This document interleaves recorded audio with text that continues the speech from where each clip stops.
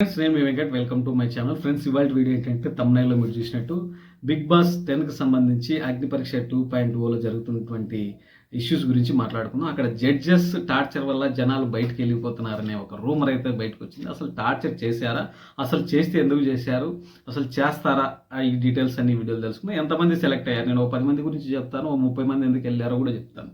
దానికి సంబంధించి వీడియోలో తెలుసుకుందాం. వీడియోని అయితే స్కిప్ చేయండి ఫ్రెండ్స్, వీడియోని పూర్తి చేయండి. అట్లాగే మీరు కనుక నా ఛానల్ కొత్తగా చూస్తున్నా, ఇంతవరకు సబ్స్క్రైబ్ చేసుకోకపోయినా దయచేసి సబ్స్క్రైబ్ చేసి లైక్ చేసి మీ అభిప్రాయాన్ని కామెంట్ రూపంలో తెలియజేస్తారని కోరుకుంటూ ఇన్ని మీ మీద పెడుతున్నాను అనుకోమాకండి.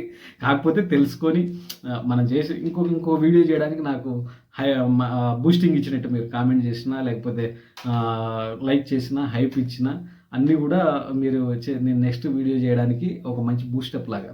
సరే, ఈ సుత్తంత వద్దు, డైరెక్ట్ వీడియోలోకి వెళ్ళిపోదాం. ఫ్రెండ్స్, మామూలుగా ఒక షోలోకి వెళ్ళాలి అంటే అది నేషనల్ స్టార్ అంటే మా టీవీలో స్ట్రీమింగ్ అయ్యే షో వెళ్ళాలి అంటే ఆ షోలోకి వెళ్ళడానికి కొన్ని అర్హతలు అయితే ఉండాలి. మనం ఇక్కడ నేను ఇప్పుడు జడ్జెస్ ఎందుకు వాళ్ళు అక్కడ ఉన్నటువంటి నవదీప్ కానీ, బిందుమాధవి కానీ, అభిజిత్ కానీ, శ్రీముఖి కానీ వీళ్ళ నలుగురు కూడా కష్టపడి పైకి వచ్చిన వాళ్ళే. నవదీప్ మామూలుగా కష్టపడి వచ్చిన అతనే, కామన్ మ్యాన్ నుంచి వచ్చిన అతనే. బిందుమాధవి కామన్ మ్యాన్ నుంచి వచ్చిన, అభిజిత్ కామన్ మ్యాన్ నుంచి వచ్చిన వాళ్ళే. వీళ్ళంతా కామన్ మ్యాన్ నుంచి వచ్చినారు కాబట్టి వీళ్ళ కష్టాలు ఏందో తెలుస్తాయి. కానీ వీళ్ళు ఎందుకు టార్చర్ చేస్తారంటే టార్చర్ అయితే కాదు అది. అక్కడ ఉన్నటువంటి జనాల్ని 6-7 మంది, ఆ మందిలో నుంచి 6-7 మంది మాత్రమే వెళ్ళాలి షోలోకి తీసుకోవాలి అన్నప్పుడు వాళ్ళు ఎంత ఫిల్టర్ చేస్తారు వాటన్నిటికి తట్టుకోవాలి. మీరు ఇక్కడే తట్టుకోలేకపోతే ఇంకా అక్కడేం తట్టుకుంటారు. కాబట్టి జనాల్లో ఇప్పుడు తట్టుకోవడానికి వీళ్ళు ఇక్కడ మోల్డ్ చేస్తారు. నిన్న కొంతమంది వెళ్ళిపోయారు, రిటర్న్ బయటకు వెళ్ళిపోయారు, సెలెక్ట్ కాలేదంటే ఎందుకు కాలేదంటే వీళ్ళు చేసే ఆడిషన్ అట్లా ఉంటుంది. ప్లస్ ఫస్ట్ ఆఫ్ ఆల్ ఇక్కడ సెలెక్ట్ అయిన వాళ్ళలో అమన్ మజూద్ వచ్చేసి మీకు ఇక్కడ ఫోటోలో చూడొచ్చు. ఇతను కూడా 6,000 మంది ఫాలోవర్స్, 2 గ్రీన్ 1 రెడ్తో హోల్లో నుంచి నెక్స్ట్ లెవెల్కి అయితే వెళ్ళిపోయాడు. ఇతను సెలెక్ట్ అయ్యాడు. సాక్షి రాజ్పూత్ ఇతను కూడా సేమ్, ఇతను కూడా నెక్స్ట్ లెవెల్కి వెళ్ళాడు. అక్షయ్ రాజ్ ఇతనైతే వెళ్ళలేదు, ఎందుకంటే ఇతను రోస్టింగ్ చేస్తూ వీడియోస్ చేస్తూ ఉంటాడు. అక్కడ ఉన్నటువంటి జడ్జెస్ని కూడా ఏదో ఇరిటేటింగ్గా రోస్టింగ్ మాదిరిగా మాట్లాడాడు కాబట్టి 3 రేట్స్తో బయటకు వెళ్ళిపోయాడు. మనం ఏదో ఇన్స్టాగ్రామ్లో అక్కడిక్కడ సబ్స్క్రైబర్స్ ఉన్నారు కదా, ఫాలోవర్స్ ఉన్నారు కదా అని చెప్పేసి అనుకుంటే కదా, అక్కడ ఉన్నటువంటి ఫార్మాట్ ప్రకారం మనం వెళ్ళాలి, అప్పుడు మాత్రమే వెళ్తారు. ఇంకా రన్నింగ్ రాజా ఇతను కూడా సేమ్, ఇతను జబర్దస్త్లో చేశాడు, ప్లస్ అట్లాగే బయట వీడియోస్లో ఫేమస్గా చేస్తూ ఉంటాడు. కానీ అక్కడ ఉన్నటువంటి ఫార్మాట్కి తగ్గట్టు ఇతను నడుచుకోలేదు కాబట్టి 3 రేట్స్ ఇచ్చి ఇతను బయట పంపించేశారు. అతను బయటకు వచ్చేసాడు. రాక్ స్టార్ ఇతను కూడా సేమ్ రోస్టర్. అతను కూడా అతని కంటెంట్ రోస్టింగ్ కంటెంట్ ఉంటే ఓన్లీ ప్రతిదీ ఎప్పుడు రోస్ట్ చేస్తే అవ్వదు కదా, ఇతను కూడా సేమ్ బయటకు వచ్చేసాడు 3 రేట్స్తో.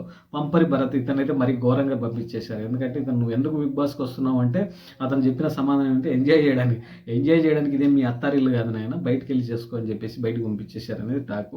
ఇక నెక్స్ట్ మేరీ రోజా, ఈమె 3 రేట్స్తో బయటకు వచ్చింది. ఈమె కూడా అక్కడ ఉన్నటువంటి కంటెంట్కి సంబంధించి అక్కడ ఉన్న ఫార్మాట్లో అయితే వెళ్ళలేదని చెప్పేస్తున్నారు. నెక్స్ట్ ఐశ్వర్య క్రికెటర్, ఈమె తిరుపతి నుంచి వచ్చింది, ఒక మంచి క్రికెటరు, ప్లస్ ఒక అండర్-19 క్రికెట్ బ్యాచ్ నుంచి వచ్చింది. గేమ్స్ వాళ్ళని కూడా తీసుకోవాలనే కాన్సెప్ట్ ఉందేమో కాబట్టి ఈసారి ఈమెయితే 2 గ్రీన్ 1 రెడ్తో నెక్స్ట్ లెవెల్కి హోల్లో ఉంది. నెక్స్ట్ వచ్చేసి లైఫ్ ఆఫ్ సుమా, ఈమె కూడా సేమ్ 2 గ్రీన్ 1 రెడ్తో నెక్స్ట్ లెవెల్ హోల్లో ఉంది. శాలిని ఈమె కూడా సేమ్ నెక్స్ట్ లెవెల్కి 2 గ్రీన్ 1 రెడ్తో నెక్స్ట్ లెవెల్కి అయితే ఉంది.